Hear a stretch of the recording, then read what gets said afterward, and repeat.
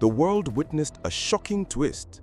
A young Nigerian boy sitting right here in Lagos allegedly scammed a political donor linked to Donald Trump, walking away with $250,300 in cryptocurrency. Yeah, boy.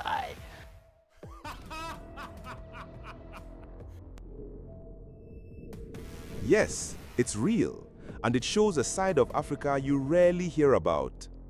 The suspect, Ehirimen Ibokan, posed as Steve Witkoff, a co-chair of the Trump-Vance inaugural committee.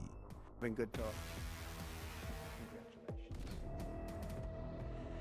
Congratulations. Well, hi everybody. I think that we are on the precipice of sending out a new term sheet. With a cleverly forged email almost identical to the real one, he convinced the victim to transfer cryptocurrency, thinking it was a legitimate donation to a high-profile political committee.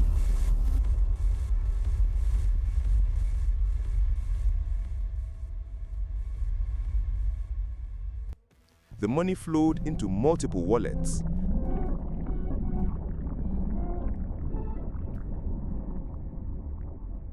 And while the FBI managed to freeze only $40,000, over $210,000 remains missing.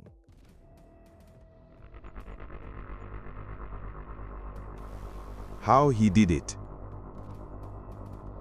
He impersonated Steve Witkoff, a co-chair of the Trump-Vance inaugural committee, using a fraudulent email almost identical to the official one. The email was at t47linaugural.com, where a tiny lowercase l replaced the uppercase I in inaugural, a difference so small, yet enough to trick even the cautious eye. The victim, a tech executive, received the email on December 24, 2024, and was convinced to transfer the funds to a Binance account controlled by the scammer. The FBI later recovered only $40,300, while the rest vanished into the hands of the fraudster in Lagos. This wasn't an attack on Trump himself. It was a business email compromise scam where cybercriminals exploit tiny email discrepancies to fool victims into sending money. It's a chilling reminder. In the digital world, even the smallest detail can cost hundreds of thousands of dollars.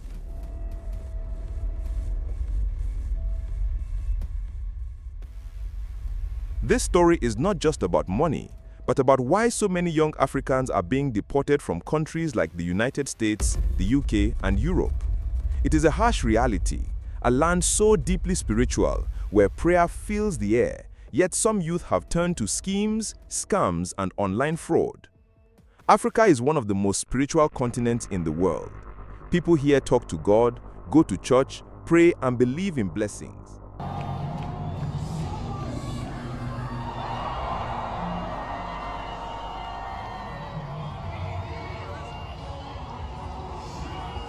Yet at the same time, many are caught in the grip of high criminality, desperate for a quick life of wealth and luxury. And scams like this, sophisticated, bold, are a reflection of that struggle. Make no mistake, Donald Trump himself was not scammed. The victim was a donor, yet the story shook the world. It shows how Africa is now on the global radar, not just for culture and talent, but for online crime. A single young man armed with a laptop and a clever mind can fool someone halfway across the world. And this is why authorities are watching, cracking down, and in some cases, deporting thousands of youth who cross borders illegally or are linked to scams. This is not a story to shame, but to wake us up. Africa is a land of immense potential and spirituality, but without guidance, opportunities can turn into traps. The lesson is simple. Stay smart, stay honest, verify your steps, and avoid schemes that promise overnight wealth.